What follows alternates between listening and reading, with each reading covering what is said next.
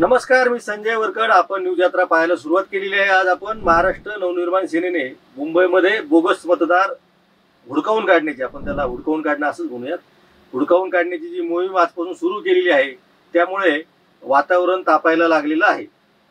निवडणूक आयोगाला निवेदन देऊन निवडणूक आयोगाच्या विरुद्ध मोर्चे काढूनही महाराष्ट्रातल्या नगरपालिका नगरपंचायतीच्या निवडणुका जाहीर झालेल्या आहेत आणि त्यामध्ये कुठलाही बदल होण्याची आता शक्यता दिसत नाही. आता विरोधी पक्ष एका बाजूने न्यायालयात जायच्या तयारीत होता असं सांगितलं जातोय. पुढे काय होणार अजूनही अनिश्चित आहे. आणि याच दरम्यान विरोधी पक्षाच्या टीममध्ये सामील झालेली महाराष्ट्र नवनिर्माण सेना जोरदारपणे मैदानात उतरलेली दिसते आहे. त्यामुळे गली गली में शोर आहे आणि बीजेपी मत चोर आहे असं काहीसं वातावरण आता सध्या तयार झालेलं आहे. त्याचं मुख्य कारण असं आहे की या बोगस मतदारांच्या किंवा दुबार मतदानाच्या बाबतीमध्ये फक्त भारतीय जनता पक्ष हा एकच पक्ष असा आहे जो निवडणूक आयोगाच्या बाजूने भूमिका मांडताना दिसतो आहे आणि तो हे डिनाय करतो आहे की बोगस मतदानामुळे किंवा दुबार मतदानामुळे विरोधी पक्ष हरत नाहीये. तर त्याची कारणं त्यांनी शोधायला पाहिजे आहे. त्याच्यामुळं एका अर्थानं या बोगस मतदार मोहिमेला शोधण्याच्या मोहिमेला भारतीय जनता पक्षाचा सध्या तरी विरोध आहे. ते एका बाजूने मान्य करतात की मतदार यादीमध्ये दुबार तिबार नावं आहेत, पण त्यांनी मग त्याच्यामध्ये धर्माचा सुद्धा विषय काढला. विरोधी पक्ष मुस्लिम धर्मियांच्या विषयी का बोलत नाही, हिंदू धर्मांच्याच बोगस मतदारांच्या बाबतीत ते का बरं बोलतात, असा एक मुद्दा आशिष शेलारांनी काढला आणि त्यावरूनही बरंच राजकारण तापलं. पप्पू कोणाला म्हणायचं इथपासून सगळे प्रश्न उपस्थित केले जाऊ लागले. पण आता महाराष्ट्र नवनिर्माण सेनेच्या आंदोलनामुळे मात्र अत्यंत धक्कादायक माहिती यायला सुरुवात झालेली आहे. मुंबईच्या बेलापूर भागातील झोन ऑफिसमध्ये, म्हणजे महानगरपालिकेचं जे झोन ऑफिस असतं त्या झोन ऑफिसच्या कार्यालयाच्या पत्त्यावरच 57 लोकांची मतदारांची नोंद आहे. म्हणजे त्यांचा राहण्याचा पत्ता हा झोन ऑफिस असाच आहे. हे खूपच धक्कादायक माहिती आज लक्षात आली आणि त्यांनी हे पुराव्यानिशी ते त्या कार्यालयामध्ये गेले आणि त्यांनी तिथे या 57 लोकांची नावं पुकारायला जेव्हा सुरुवात केली तेव्हा त्या कामावर असलेल्या कर्मचाऱ्यांची एकच फटफजिती उडाली. त्यांना काय करावं हेच कळेन असं झालं. दिव्याखाली अंधार असं आपण नेहमी म्हणतो. पण अशा पद्धतीचे जर बोगस मतदार सरकारी कार्यालयामध्ये राहत असतील, म्हणजे त्यांचं निवासस्थान दाखवलं जात असतील, ते तर खरं म्हणजे बोगस ते कुठंच राहत नसतात. परंतु त्यांचे पत्ते जर असे देत असतील तर मतदार याद्यात तपासणारे लोक कोणत्या प्रकारची ड्युटी करतात, ते काय काम करतात, असे प्रश्न आता उपस्थित व्हायला लागले आहे. महापालिका आयुक्त कार्यालयाच्या म्हणजे महानगरपालिकेच्या आयुक्तांचं जे निवासस्थान आहे तिथं 127 लोक राहतात आणि तेही मुंबईचे मतदार आहेत. ही पण अत्यंत मोठी बातमी या निमित्तानं बाहेर आलेली आहे.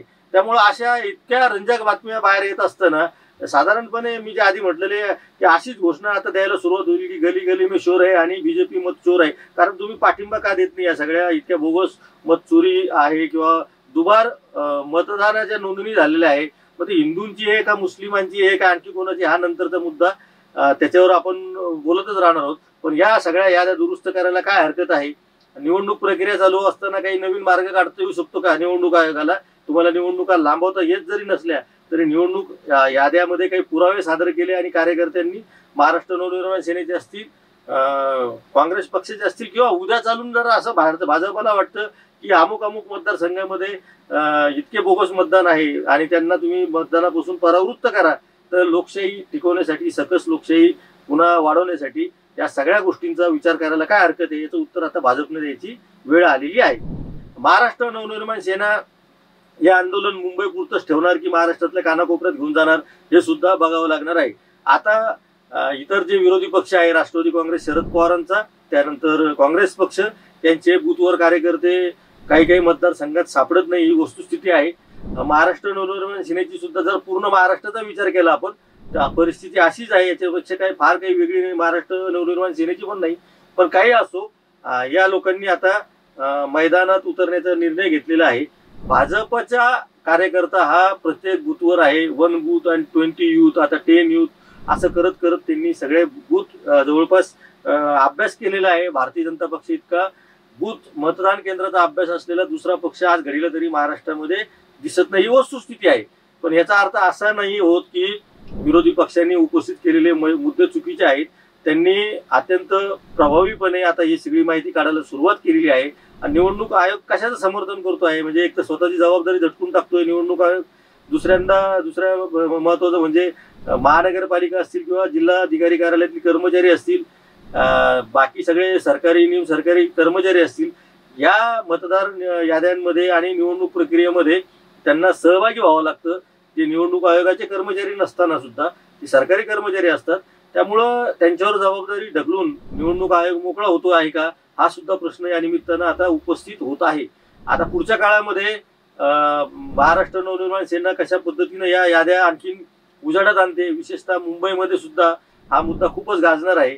आपण या आधीच्या व्हिडिओमध्ये एक अत्यंत महत्त्वाचा मुद्दा मांडला होता, त्याच्यावर आपण पुन्हा एकदा बोलू आणि आजच्या पुरता हा विषय थांबवू, कारण हा विषय आता इथून पुढचं सातत्याने याच्यावर चर्चा करावी लागणार आहे. आपण या आधी जो उपस्थित केलेला मुद्दा होता तो असा होता की मुंबईमध्ये इतर राज्यामधून आलेले जे मतदार आहेत, या विषयावर आपण खूप गंभीरपणे विचार करण्याची गरज आहे. मुंबईमध्ये इतर राज्यामधून जे मतदार आलेले आहेत त्यांचं मतदान जसं मुंबईत आहे तसंच उत्तर प्रदेश, मध्य प्रदेश, गुजरात, राजस्थान आणि बिहारमध्ये आहे असतं, तर ते त्यांचं मतदान तिकडे करणार की मुंबईत करणार हे आता ठरवण्याची वेळ आलेली आहे. आणि जोपर्यंत त्याचा निकाल लागत नाही तोपर्यंत मुंबई महानगरपालिकेमध्ये जे परप्रांतीयांच्या प्राबल्यामध्ये आलेले प्रभाग आहेत त्या तिथल्या निवडणुका या कशा पद्धतीनं घ्यायच्या असा प्रश्न आता पुढच्या काळात निर्माण होऊ शकतो. कारण एका मतदाराने एकाच मतदारसंघात मतदान करावं, मग त्यांनी त्याला चॉईस दिला पाहिजे की त्यांनी गावाकडे जाऊन मतदान करायचं या मुंबईत मतदान करायचं. हा परप्रांतीय मतदारांच्या बाबतीतला जो मुद्दा आहे तो आम्ही वारंवार न्यूज यात्रावर मांडत आहोत आणि या पुढच्या काळातही मांडत राहणार आहोत. त्यामुळे आपण पाहत राहा न्यूज यात्रा हे आहे आपलं चॅनल.